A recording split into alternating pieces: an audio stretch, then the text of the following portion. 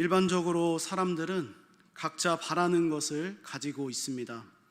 오늘보다 내일이 더 나아졌으면 좋겠고, 또 내일보다 다음 달이 더 좋아졌으면 좋겠다라는 그러한 생각을 하고 살아갑니다.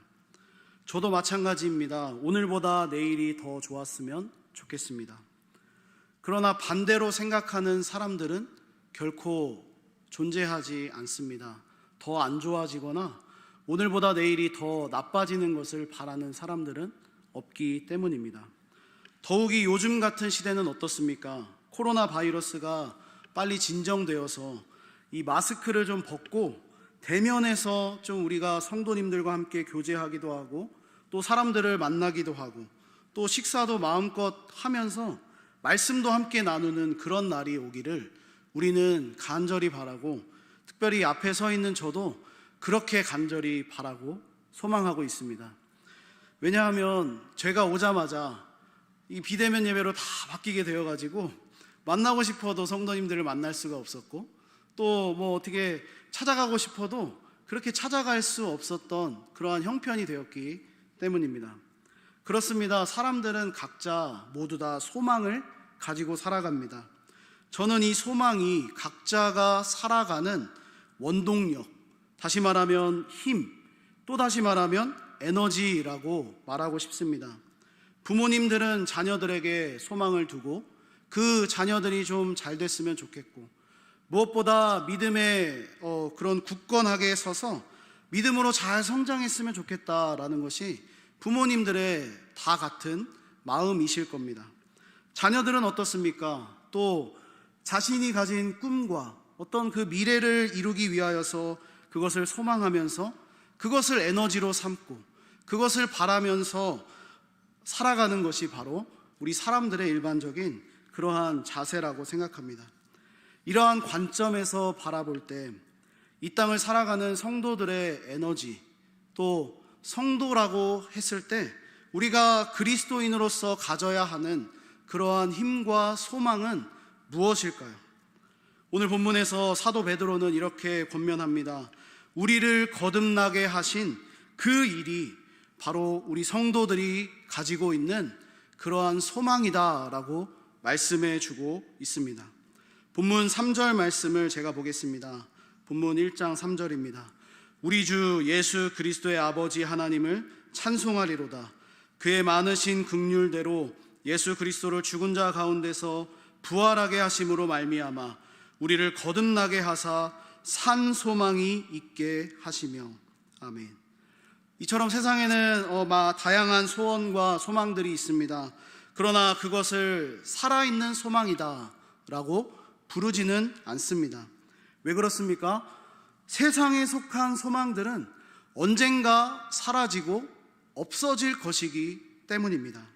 하지만 오늘 성경에서 성도가 가진 이 살아있는 소망, 그것은 없어지는 것이 아니라, 그냥 그저 그런 소망이 아니라, 오늘을 살아가게끔 만드는 그러한 힘이 아니라 바로 살아있는 소망이다라고 우리들에게 권면해 주고 있습니다.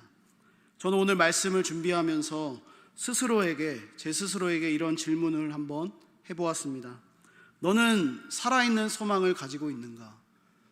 아마 여러분들도 다 아시겠지만 제가 오리동 남북교회에 이렇게 부임하게 돼서 처음으로 하는 설교이기 때문에, 물론 새벽에도 설교를 하고 있지만 공식적인 어떤 수요 예배에서는 처음 설교이기 때문에 굉장히 떨리고 굉장히 뭔가 부담스러운 마음을 가지고 섰습니다. 그래서 저 스스로 질문을 해봤습니다. 과연 너가 살아있는 소망에 대해서 말할 수 있는 자격이 있는가 하는 것이었습니다. 진정으로 예수 그리스도의 부활을 믿고 구원받은 하나님의 자녀가 되었는가, 그래서 살아있는 소망을 가졌는가 하는 것이 저의 가장 큰 오늘의 질문이었습니다. 부끄럽지만 이 질문에 대해서 아직도 지금까지 속 시원하게 그렇게 제 스스로 대답하지 못했습니다. 성도 여러분들께서도 스스로 질문해 보셨으면 좋겠습니다. 오늘 말씀을 대하시면서 우리는 살아있는 소망을 가지고 있는가 하는 질문을 한번 해보셨으면 좋겠습니다. 그런 의미에서 오늘 본문은 그리스도인으로서 살아있는 소망이 무엇인지에 대해서 말씀해 주고 있다고 생각합니다. 왜 그렇습니까? 베드로전서 이 말씀이 기록될 당시에 이 그리스도인들에게 세상의 고난과 핍박으로 인해서 그 성도들이 각 지역으로 흩어져 있었기 때문입니다. 당시의 성도들은 약하고 또 어렵고 힘없는 그러한 상황이었습니다. 그러나 베드로는 세상에 속한 소망을 바라보는 것이 아니라 하나님께서 우리에게 주신 살아있는 그 소망을 바라보도록 권면해 주고 있다는 것입니다. 우리가 함께 읽지는 않았지만 베드로전서 1장 1절에 이렇게 말씀해 주고 있습니다. 우리 함께 한번 읽어보도록 하겠습니다. 시작. 예수 그리스도의 사도 베드로는 본도, 갈라디아, 갑바도기아, 아시아와 비두니아에 흩어진 나그네. 아멘. 당시 성도들은 이렇게 신앙의 핍박이나 어려움 때문에 모이지 못했습니다. 그리고 흩어져서 여러 지역에서 나그네와 같이 생활하면서 그렇게 예배하며 믿음을 지켰습니다. 그래서 지금 베드로는 이 흩어져서 어렵게 신앙생활을 하고 있는 성도들에게 편지하면서 세상에 속한 소망이 아니라 하늘에 속한 소망, 다시 말해서 하나님께서 성도들에게 베풀어 주신 그 살아있는 소망에 대해서 말씀하고 있다는 것입니다.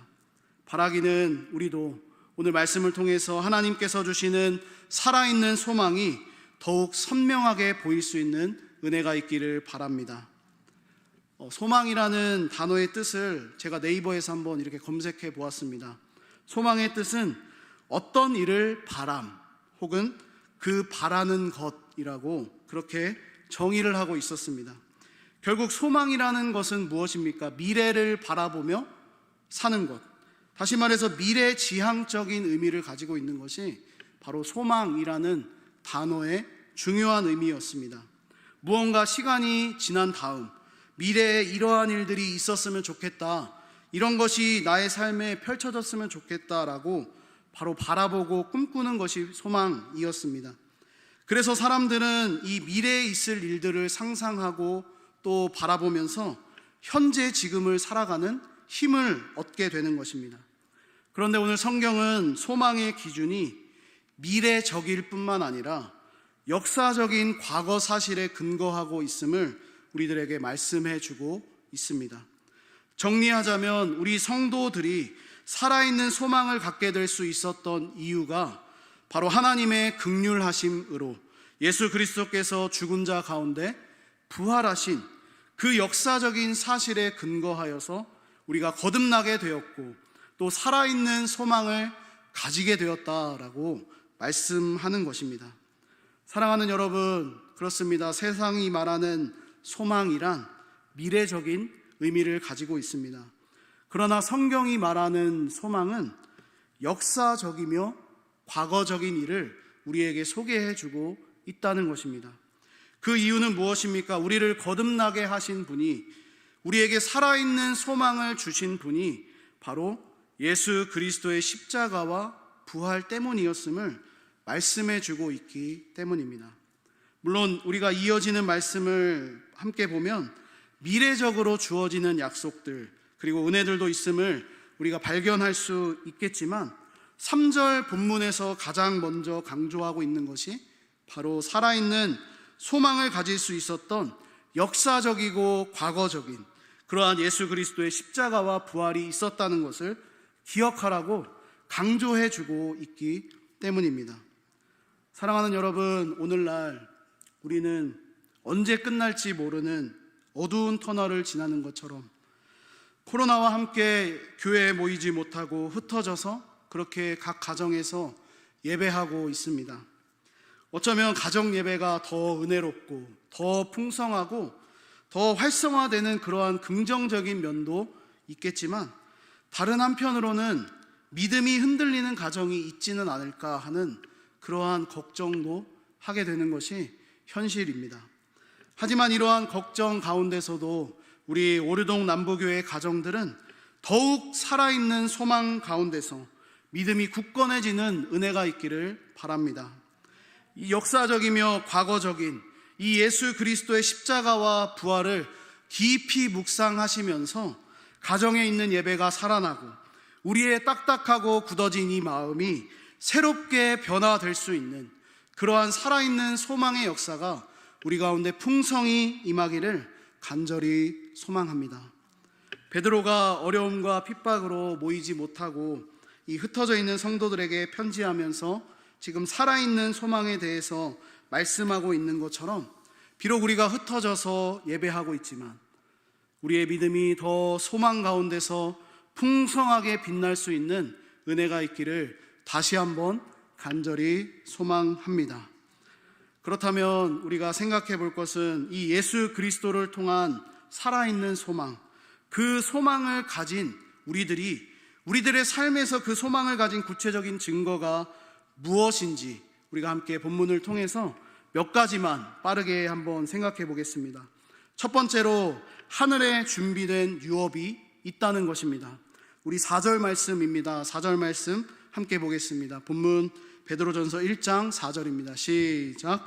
썩지 않고 더럽지 않고 쇠하지 아니하는 유업을 잊게 하시나니 곧 너희를 위하여 하늘에 간직하신 것이라. 아멘. 사도 베드로는 가장 먼저 하늘에 유업이 있다라고 강조하면서 현재의 고난, 어려움을 이 믿음으로 인내함으로 견딜 수 있도록 그렇게 격려하고 권면해 주고 있습니다. 우리도 지금은 교회에 모여서 예배할 수 없습니다. 그렇게 각 가정에서 예배하고 있는 그러한 형편이고 상황에 놓여 있습니다. 그러나 우리가 소망해야 하는 것은 무엇입니까? 하루빨리 우리 오르동 남북교회로 모여서 그날을 소망하면서 서로 얼굴을 대면하여 만나서 기쁨으로 찬양하고 예배하는 그러한 날이 오기를 우리는 간절히 소망해야 합니다. 그것이 우리가 바라보는 꿈입니다. 그러나 더 중요한 것은 무엇입니까? 교회에 모여서 예배하는 그날뿐만 아니라 마침내 우리가 하늘에서 하나님의 영광스러운 보좌 앞에서 정말로 전 세계에 흩어져 있는 온 인류가 함께 모여서 하나님의 자녀들이 함께 모여 예배하는 그 영광스러운 그날을 꿈꾸며 소망하는 것이 바로 우리의 궁극적인 소망일 것입니다. 그러므로 성도는 하늘에 준비된 그 유업을 바라보면서 살아있는 소망을 가지고 이 세상에서 힘있게 살아가는 자들이 바로 성도입니다. 사도 바울도 빌립보서 3장 20절에서 우리의 시민권은 하늘에 있다라고 말씀해주고 있습니다. 그리고 우리 구주 예수님께서도 우리에게 이렇게 말씀해 주셨습니다. 요한복음 14장 2절에 우리를 위하여 하늘의 거처를 예비하러 가겠다라고 말씀해 주셨기 때문입니다. 그래서 우리 성도들은 살아있는 소망을 가지고 그 소망이 결코 썩어지거나 없어지거나 쇠하지 않는다라는 것을 굳게 믿으면서 더 힘있게 더 영광스러운 그날을 바라보며 삶을 살아내는 자세가 필요하다는 것을 믿으시기 바랍니다. 두 번째로 우리의 믿음을 통해 하나님의 능력으로 보호하심을 받는다라는 것입니다. 본문 5절입니다. 제가 보겠습니다. 너희는 말세에 나타내기로 예비하신 구원을 얻기 위하여 믿음으로 말미암아 하나님의 능력으로 보호하심을 받았느니라. 아멘. 성도가 살아있다라는 그 증거, 구체적인 증거로 두 번째로는 이 세상을 살아가면서 바로 믿음을 통해 하나님의 능력으로 보호하심을 받는다라고 말씀해주고 있다는 것입니다. 말씀을 보면 아직 완전한 구원, 아직 우리의 구원이 완성되지 않은 그러한 상태입니다. 그러나 마지막 때에 이루어질 그 영광스러운 구원은 아직 완성되지 않았지만 하나님께서는 그것이 이루어질 때까지 마지막 날 우리의 구원이 완성될 그 영광스러운 순간까지 그 일을 위하여서 우리에게 능력을 베푸시고 그 일을 위하여서 우리를 붙잡아 주시고 그 일을 위하여서 우리와 함께 동행해 주시면서 보호해 주시겠다라고 말씀하십니다. 저도 말씀을 준비하며 저의 삶을 한번 뒤돌아보았습니다. 하나님께서 저의 손을 잡으시고 또 인도하셨던 그러한 경험들이 참 많은 것 같습니다. 물론 그 당시에는 제가 그렇게 깨닫지 못했습니다. 어떤 제 스스로의 힘을 가지고 그 일을 해결했다라고 그렇게 생각할 때가 참 많이 있었습니다. 그러나 지금 뒤돌아보면 저의 능력이나 저의 힘이나 저의 지식으로 그것을 해결하고 나아갔던 것이 아니라 하나님께서 인도해 주셨다라는 그러한 생각을 하게 됩니다. 왜 그렇습니까? 오늘 말씀처럼 하나님께서는 완전한 저의 구원을 위하여서 지금도 살아계셔서 저를 인도해 주시고 보호해 주신다 말씀하셨기 때문입니다. 말씀을 준비하면서 또 시편 23편의 말씀이 저에게 떠올랐습니다. 얼마 전 담임 목사님께서 이러한 본문의 말씀을 가지고 수요 예배를 인도하셨던 것을 우리는 기억할 수 있을 것입니다. 시편 23편의 말씀을 통해서 어떠한 메시지를 우리에게 주셨습니까? 바로 앞에서, 옆에서, 뒤에서 인도해 주시는 그 하나님의 손길, 그 하나님의 목자 되신 그러한 은혜, 그것을 목사님의 입술을 통하여서 우리는 듣고 또 그렇게 깨달았습니다. 마찬가지라고 생각합니다. 하나님의 그 인도하심, 하나님의 그 보호하심이 우리 가운데 있다라는 것입니다. 그것이 우리가 지금 살아있는 소망을 가진 성도이다라는 구체적인 증거라고 말씀해주고 있습니다. 우리가 오늘 본문을 통해서 주목해 보아야 할 것, 이 능력을 통해서 보호하심을 입는데 바로 우리의 믿음을 통해 하나님이 보호하신다라고 이렇게 말씀해주고 계시다라는 것입니다. 다시 말하면 믿음의 역할, 우리가 생각하는 이 믿음의 역할은 우리가 하나님의 뜻과 계획에 순종하려고 할 때, 하나님이 이루시고자 하는 그 영광스러운 일들을 우리가 믿음으로 반응하고 그렇게 순종할 때 우리의 믿음을 보시고 하나님께서는 보호하시고 인도해 주신다라는 그러한 말씀으로 우리가 이해해야 한다는 것입니다. 그러므로 내가 원하는 대로 이루어지기를 바라는 믿음, 그것이 아니라 하나님이 원하시는 대로, 하나님 제 믿음 보시고 하나님이 원하시는 대로 그렇게 사용되는 믿음이 되기를 원합니다 라는 그러한 기도를 올릴 수 있는 저와 여러분이 되어야 할 것입니다. 그런데 우리는 어떻습니까? 종종 믿음으로 우리는 무엇이든지 구하기만 하면 다 주실 것처럼 그렇게 생각하고 그렇게 이해하는 경향이 많은 것 같습니다. 믿기만 하면 무엇이든지 이루어 주시겠다라는 그러한 말씀을 조금 우리가 오해해서 나의 정욕대로 구하는 일들이 많은 것 같습니다. 그래서 하나님께서는 때때로 우리의 믿음을 어떻게 하십니까? 시험하시는 것입니다. 우리의 믿음을 통해서 내가 지금 보호할 수 있는 그러한 상황인지 아니면 그것이 나 자신의 정욕대로 구하는 것인지를 하나님은 시험하신다라는 것입니다. 6절 말씀을 한번 우리 같이 보겠습니다. 본문 6절입니다. 시작. 그러므로 너희가 이제 여러 가지 시험으로 말미암아 잠깐 근심하게 되지 않을 수 없으나 오히려 크게 기뻐하는도다. 아멘. 밤이 어두울수록 별이 더 환하게 빛나는 것처럼 우리의 믿음은 고난 속에서, 시험 속에서 더 환하게 빛나게 되어 있습니다.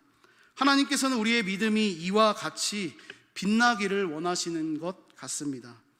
왜냐하면 우리의 믿음의 성도들, 우리들이 믿음을 가지고 이 세상을 살아갈 때 여러 가지 시험들이 우리에게 찾아오고 경험되어지기 때문입니다.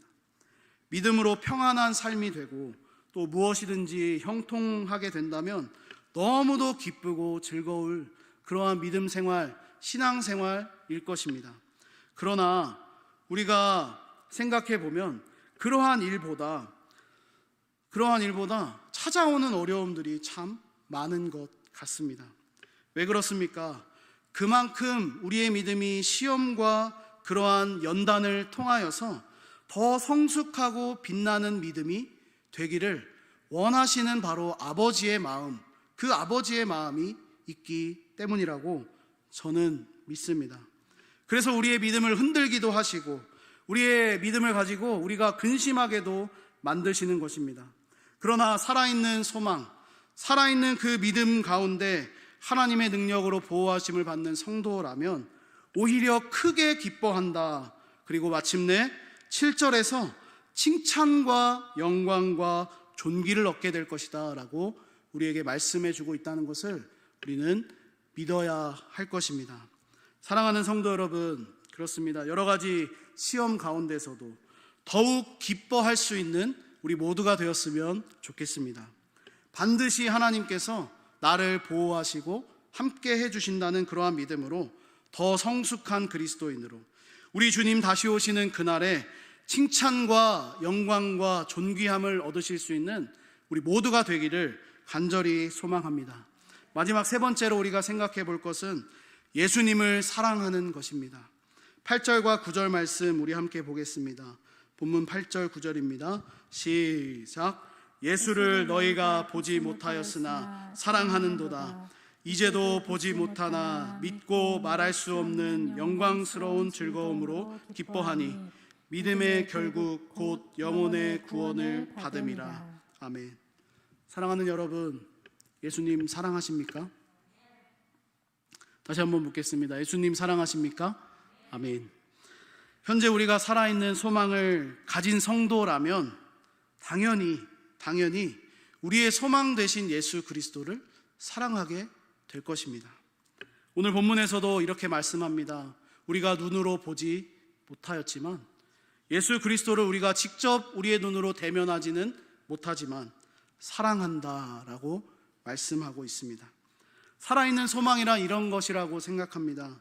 비록 우리의 두 눈으로 예수님을 직접 보는 것은 아니지만 이 세상 무엇과도 비길 수 없는 그러한 영광스러움과 즐거움을 가지고 주님을 사랑하는 것, 그 자체가 바로 이 땅을 살아가고 있는 성도들의 살아있는 소망임을 믿으시기 바랍니다. 히브리서 3장 1절의 말씀은 우리에게 이렇게 말씀해 주고 있습니다. 우리 함께 보겠습니다. 히브리서 3장 1절입니다. 시작. 그러므로 함께 하늘의 부르심을 받은 거룩한 형제들아, 우리가 믿는 보리의 사도이시며 대제사장이신 예수를 깊이 생각하라. 아멘. 그렇습니다. 우리는 삶의 어려움 속에서 예수 그리스도를 깊이 생각하며 묵상할 때 그 어려움 가운데서도 살아있는 소망으로 살아갈 수 있는 힘을 얻게 되는 것입니다. 세상은 없어지고 사라지는 그러한 소망 가지고 힘을 얻지만 우리 성도들은 영원하신 주님을 바라봄으로 무엇보다 사랑함으로 살아갈 힘을 얻는다는 것을 믿으시기 바랍니다. 이제 말씀을 정리하겠습니다. 우리 시간 가지고 이렇게 고민하면 안 되는데 또 시간 가지고 고민하다가 우리 빨리 끝내는 게 좋겠다라는 생각이 들어서 말씀을 정리하고 우리 함께 기도하는 시간을 또 갖기를 원합니다. 말씀을 정리하자면 우리 성도들은 무엇이 우리를 위한 살아있는 소망인지 생각하고 묵상하면서 그 소망으로부터 오는 힘을 얻고 살아가야 합니다. 비록 세상 가운데서 흩어져 있는 것처럼 오늘날 그 어렵고 힘든 상황이 우리에게 찾아온다고 할지라도 우리에게 살아있는 소망을 주신 그 아버지 하나님의 긍휼하심과 예수 그리스도의 십자가와 그 부활을 통해서 세상의 소망이 아니라 살아있는 소망을 가진 자들임을 믿어야 할 것입니다. 말씀을 통해 우리가 살펴본 세 가지 증거는 이것이었습니다. 첫째는 하늘에 유업이 있다는 것, 그리고 둘째는 믿음을 통해 하나님께서 우리를 보호해 주신다라는 것, 그리고 셋째는 예수님을 진심을 다해 사랑해야 한다는 것이었습니다. 부족한 제가 간절히 소망하기는 우리 오르돈 남북교회에 속한 모든 가족들이 이러한 살아있는 소망을 가지고 이 땅에서 감사와 기쁨이 넘치는 삶이 되었으면 좋겠습니다.